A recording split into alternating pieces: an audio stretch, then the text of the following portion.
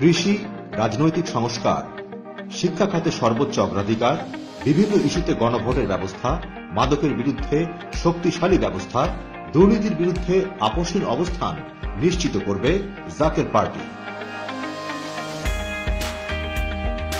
Zaker party দেশকে এগিয়ে নিতে চায়, দেশের মানুষকেও এগিয়ে রাখতে চায়। মহান এ যাত্রায় সকলকে নিয়ে পরিবর্তনের পথে হাঁটতে চায়।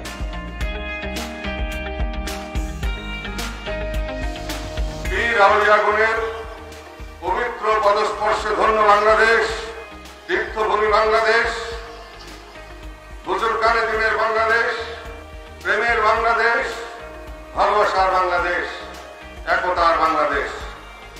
আবহমান কাল যাবৎ বাংলা সংস্কৃতির সাথে ইসলামী সংস্কৃতির সম্মিলনে এক অপরূপ রূপ পরিগ্রহ করে আমাদের দেহ মনকে শীতল করে রেখেছে।